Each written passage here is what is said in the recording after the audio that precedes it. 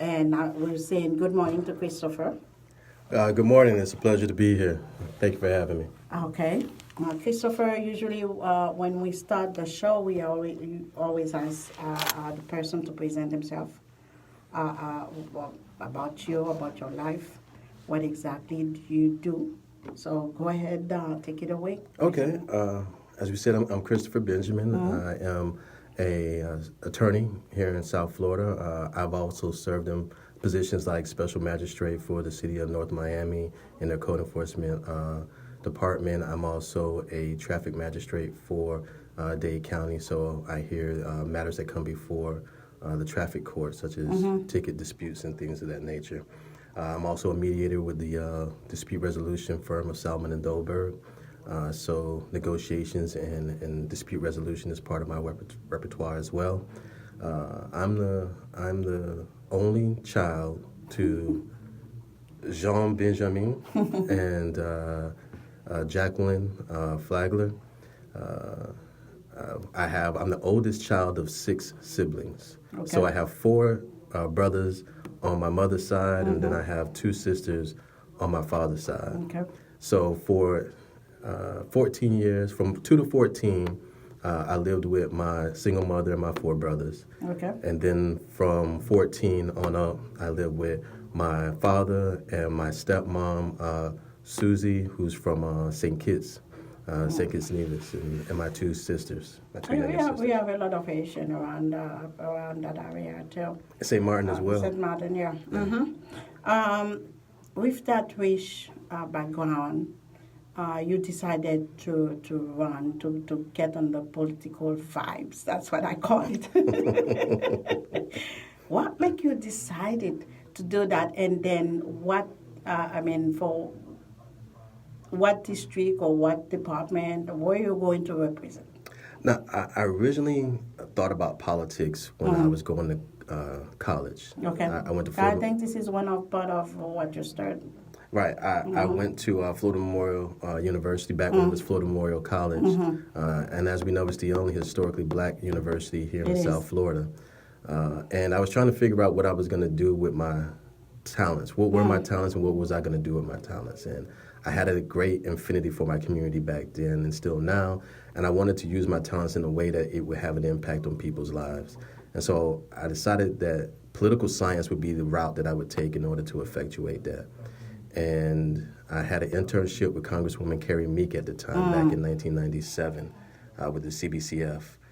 And I was one of their interns, and that kind of changed my life. It's I realized politics is definitely the way to impact people's lives in a positive manner, and in a way in which to protect the rights of the people. Coming from a marginalized community, protection of rights becomes an issue. Ensuring rights becomes an issue. And so politics for me seemed to be the instrument that would best serve my talents and my education. And so I went to law school. Okay. When I came back, I decided I was going to go to law school. And then after going to law school, I started practicing, which was something I didn't intend to do. So I kind of got a little bit off track. And then Representative Barbara Watson came to me one day and she said, it's time. It's time. It's time for you to put those things that you've been using in the community in other aspects. You've been serving on boards. You've been within the community, in NAACP, your fraternity. You've been giving to the community, and now it's time for you to give on a larger scale. And so... so you're going to replace, or you're going to run in the position that Barbara Watson is. Right. Barbara Watson is terming out in 2020, so she can no longer hold a position, so it becomes an open seat. And so I'm running for that open seat, hoping that the people of the District 107, which is the district that encompasses these areas that she's serving now, and I'm hoping that in August 25th, 2020, they'll vote for me. Okay. What area are they? Because I usually ask for if you could map where exactly her district or the the place that you represent, what exactly the boundaries? They cut it. They cut these districts so. I mean, I know. So That's weird. what I'm asking you for. That's for So people to know. Yes, I can give am you the there. I can give you the general. Yeah. The general. It's portions of North Miami, the city, portions of North Miami Beach, Okay. and the city representatives in these areas. Like for North Miami Beach, I believe it's mostly Councilman Galvin represents. We have most of his district. Okay. The District 1. Right. And not Miami. In North Miami Beach, I believe we have mostly the district from Councilman Joseph, I believe. And then we're in Miami Gardens, and we encompass most of the district for Councilman Leon for Miami Gardens. And then we have the unincorporated areas of Ogis, Ives Estate, and Golden Glades. Oh, this is a huge, this is a huge. About 155,000 residents. Yes. Yeah. No, I mean, there's a lot of knocking doors. It's a lot of knocking doors, exactly. That you got to do. Yeah. But what do you think to achieve in that position, and what do you think to do that you see that needs improvement, since Barbara Watson, in a way, I don't know because I don't want to speak on her behalf, endorse you in a way. Right, she has. Okay, she has. Yes. So what do you think to improve? What do you see that she was supposed to do, and then she didn't have time to do it? Well, some of the things I want to continue to do is protect our seniors. Make sure yes, they do need that. Yes, we want to make. I mean, we're Florida. We're a retirement state, and we have people that are aging out of the workforce as well. And so we want to continue to protect our senior citizens. We want to expand Medicaid, make sure that those who need health insurance can get health insurance or health care rather. And we want to do more in terms of promoting small businesses and small business development. When I go through the district, you see a lot of small businesses, and I think that we can be doing more in the area of small business development, and so that's going to be one of my focuses. I work with chambers of commerces in terms of helping to develop our small business community, and so I want to continue to do that work at the state level as well. I think that if we begin to turn our economic engine, and small business being the foundation of that economic engine, I think that our communities and the communities that encompass District 107 will gain more prosperity. And so it's not so much about doing what Barbara Watson, anything that Barbara Watson hasn't done. It's about building upon the legacy that she started, and every generation that succeeds its predecessing generation should try to do something that's better, should add to it. And that's what my Building a Better Tomorrow is about. It's about adding on to the legacy of those who've come before us. One of the things that I see that lately all the politicians and are talking about is affordable housing. And this is a huge issue for South Florida, where some people who work some places have to go miles and miles. They live on some places, but they have to go miles and miles to get to the place. There's an improvement on the infrastructure as far as train and bus to get to the places because of traffic. Right. But we're not there yet. We're not a Chicago city. We're not a Manhattan city, but affordable housing, where did it fit on your board? And affordable housing is a two-pronged type of issue, because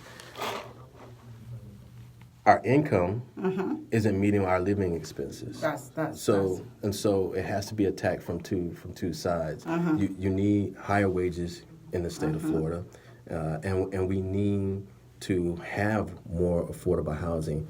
And unfortunately, we have a legislature this past session that decided that government that's closer to the people wasn't best for the people, because it decided that local government shouldn't decide what's affordable housing. I saw that. I read an article about that, and there's some people also that are fighting the big guys, whereas there's a percentage they used to ask them to have for affordable housing when they're building the big developments. But I mean, they try to fight that. They tell them government is not supposed to tell them how much of the product they're supposed to give to affordable.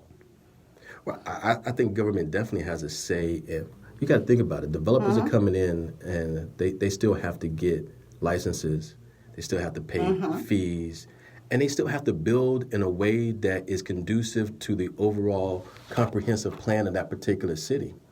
And so they don't have carte blanche to do whatever they want just because they bought a piece of property. They have a responsibility. One, as good corporate citizens, they have a responsibility to build in a way that's conducive to the lives of the people who are already there, and to make products for our growth as a community.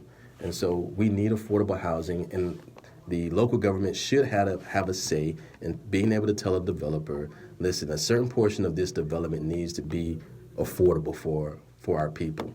And just as we tell them that, listen, a certain percentage of this should go to local residents. When you're building, you should hire local residents. You should hire local companies. We tell them to do those things.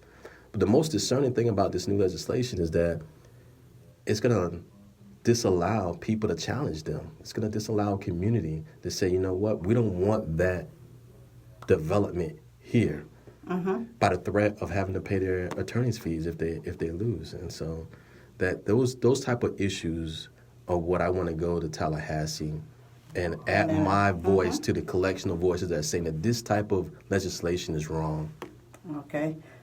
Today is I don't know, remember how many anniversary for one of the biggest, not the biggest because we have problems with the high school that has the gun control problems.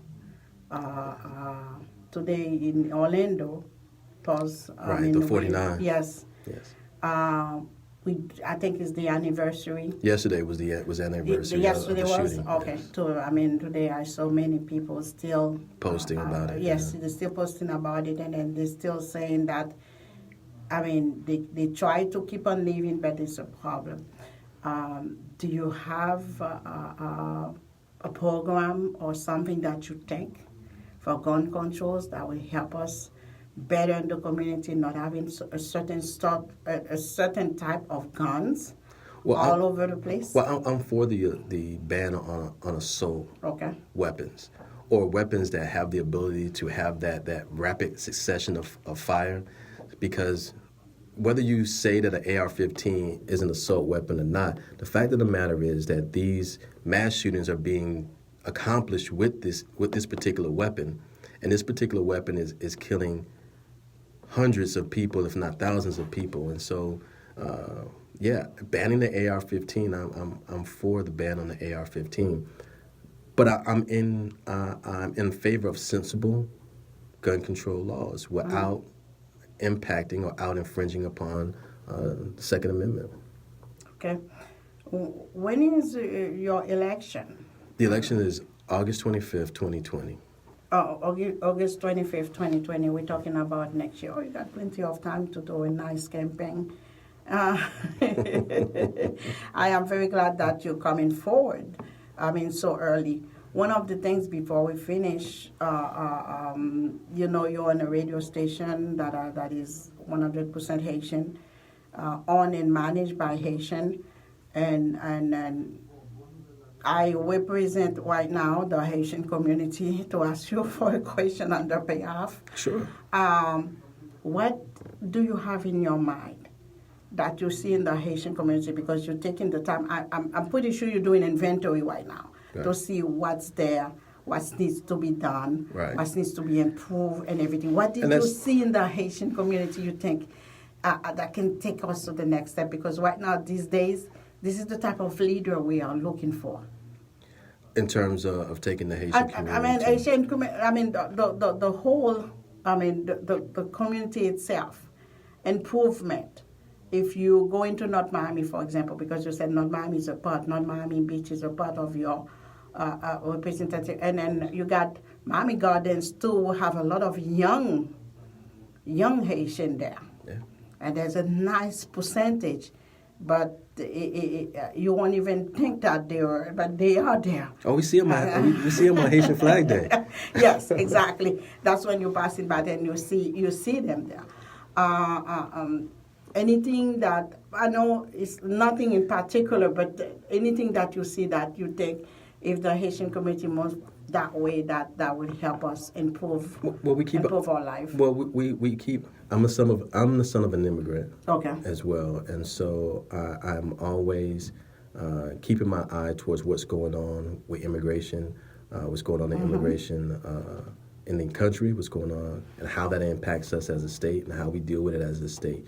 As you know, in this last legislative session, they had an issue with regards to sanctuary cities, and sometimes some immigrants may not see themselves as part of that type of issue, but we have the same issues that our Hispanic brothers and sisters may have in that regard, because it says, like, if you're undocumented and you're picked up for a crime, then now the state gets to hold you over for it until the federal guys come in. Yes. Come and get you. And then Miami is one of the cities that they can. It's not a sanctuary city, so they can call ICE to pick them up. Right, and so that presents challenges for our folks, and even our folks who come here legally and then overstay their visas. That becomes an issue for them. And so I remember when TPS became an issue, and we had the TPS legal workshops and stuff like that. I was among the when we first started doing those, among attorneys who helped in that regard. And so I'm always aware of those types of issues that affect the Haitian community. And as an American, Black, and someone who's of this Caribbean descent, I have an appreciation for Haiti. I mean, being the first Black independent country, the first country to outlaw slavery, those things, when you understand the history of Haiti, it gives you an affinity for Haiti, and it makes you want to help and make sure that they have the same quality of life as everybody else. They've made tremendous contributions to this country and to this community. Well, I'm going to give you an opportunity to present yourself as a candidate this time. Okay. As a candidate, in order for us to conclude our interview. All right. Again, I'm Christopher Benjamin, and I am a candidate for State Representative for District 107. And tonight at the Stadium Hotel, I'll be having my campaign kickoff and fundraiser there from 6 o'clock to 9 o'clock. It's going to be on the 9th floor. So if you're in the area, and you're not doing anything from 6 to 9, come and check us out, hear from me again, and come, it's going to be a fete. Okay. It's going to be a fete. I love that. So tonight, you will have you're going to have a party to present your candidacy, and then it will be done on what stadium? It's going to be at the Stadium Hotel, which is the old Palacio. That's across the street from Calder. Yes, I keep on calling it. No, I calling the stadium. I keep on calling it Joe Robbie Stadium. You ever switch over from Joe Robbie? Yeah, that's my old. That's my old. That's how long we know you've been here. Yes, that's the time I used to hang out there. So that's why it's always stay Joe Robbie. Everybody, Joe Robbie is on live, but I never get. Anyway, so tonight, don't forget, on the hotel, right across the street, right by Calder, right across the street from the stadium, you'll have an opportunity to see Christopher Benjamin, to present his candidacy, and then to discuss.